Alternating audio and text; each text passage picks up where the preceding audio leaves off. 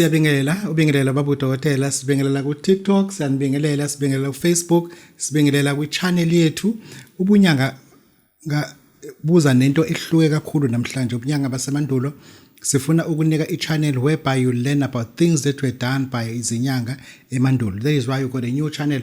Wena oku TikTok njengamanje ngena ku channel ubhala ukuthi ubunyanga basemandulo, ngoba ungena kuba uDokotela TV ngekungithola ubunyanga basemandulo, so that you see this video live. Wena oku Facebook njengamanje ngena ubhala ukuthi ubunyanga basemandulo, YouTube channel uzokwazi ukuthi usithole lapha. These are the greetings of the Happy New Year. These are the greetings of the Happy New Year from Babu Dokotela personally. And then I have to tell you the truth.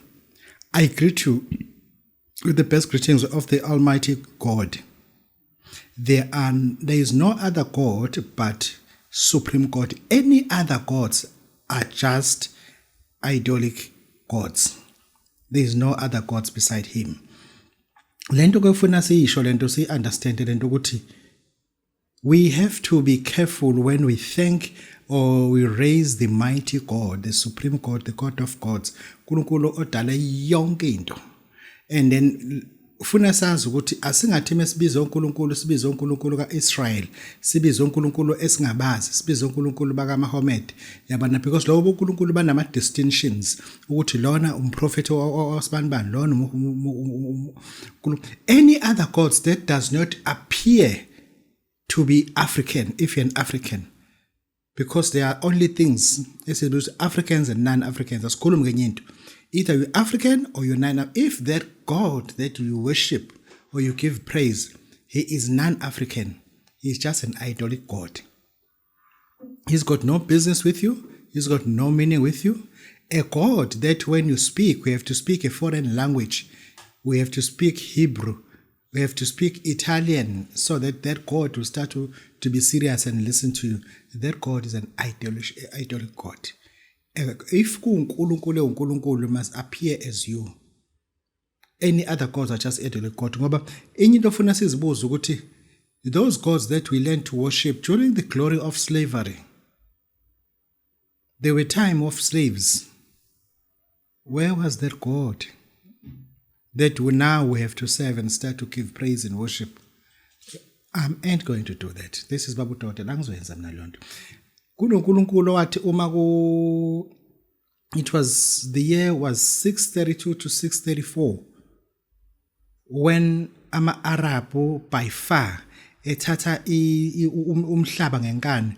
There was a gentleman after Prophet Muhammad, peace be upon him, when he was late, because he never died, he's late. When he was late, and then this gentleman, his so-called Caliph Abu Bakr, he took over and then he started to genocide people from North Africa, perverting them to accept Islam by force or die. And where was that God that we have to worship now? That is why I am disciplined, I am sincere that if I have to worship God, I have to worship God that never sent people to come and kill our forefathers. That is Babu Dokotela saying, not it. Now, as a long as I know, Lonkulunkulu ohleli nawe ekhluphisile kwamanje. Awunalutho because of Lonkulunkulu ngoba uNkulunkulu akakwazi. He's not a forgiving God and loving God altogether. Good people, I have to accept that. I have to tell you the truth. These things, if it's not kulunga, ngoba sinento ethi we indoctrinated engqondweni zethu ukuthi religion is everything. Religion is not from God. Any religion that we are familiar with, it's just a man-made. It's not from God. God is not a religious person. He's not a religious person. That is why he doesn't go to church. He never been in church. He didn't build church. And then we as human beings, we build skyscrapers. We build prisons, hospitals, and systematic of collecting tax from people. And later we build what is called army. Army at sea, army on air, army on land. That is all man-made, as well as religion. Religion has nothing to do with God, because if God had to do something with religion, we'd be lying. But I have to tell you why religion was brought in our presence, in our doorsteps. Do you really want to know? I-religion is not to take you to heaven. I-religion was made in order for poor people not to kill the bourgeoisies or the rich people. The rich people are sitting on the wealthy lands or turfs or territory or terrains. Abantu abanemali bahleli phezulu komcebo, babuka ulwandle, babuka impophoma, babuka iland view, bashawa umoya, bavuka mase bekhathele ukulala. And then bashala mentality kuthina ethi we must accept the way we are, because in heaven kunomhlabathi oyigolide. Awukho umhlabathi oyigolide. Anything that is sounding like it's gold. Kuthiwa emazulwini kula esofika khona semukelo zingilosi sihlale emzini emkhulu kuma mansions. That is an illusion that is being printed in our mindsets. There is not such thing as that. Wena nje obuhlupheka manje ucwala ngenombolo amakruga phezulu. No, ayizokwenzeka lotho. Manje kubanjwe abantu abahluphekayo ukuthi they must remain poor so that because bane hype ukuthi bokhwanja bemazulwini mase befika babe grand yabamba ngokwelokishi. Ayikho leyonto. I-religion is just to control abantu abahlupheka ukuthi isonto lonke they must work for us, and then on Sunday, on a Saturday, they must go to church. They must go to the temples and go pray there, to be poor for 6 days and go pay and pray again. They're just praying to maintain their poverty. I-religion iyakhelwe lokho. Abantu aba-rich, bona, they don't go to church, they don't pray for anything, they sort out their problems, that all, they deal with their problems. Engisho ukuthi angifuni ukuthi sibe nento ethi hayi baba udokotela is forcing people to be poor or to regret God holistically. No, God is not a stupid. He's not going to take immediate from me ukuthi ngithi abantu abamyeke, and abantu abaqhubeke nokwenza into eyiphutha evese ngabasiza, but they must know very well that God has nothing to do with that. If there was nothing.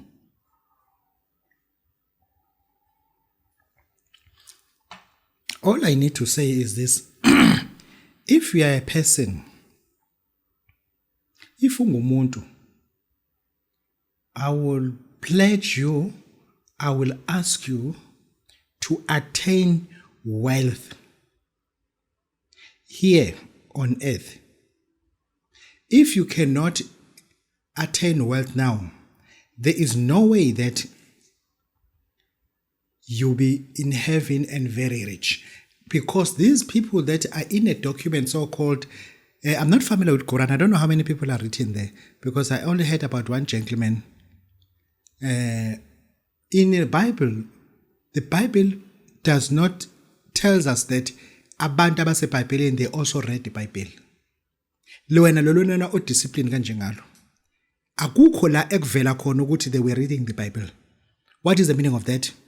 It means that the time is now for you ukusebenza kanzima ukuthi wena ube nemali.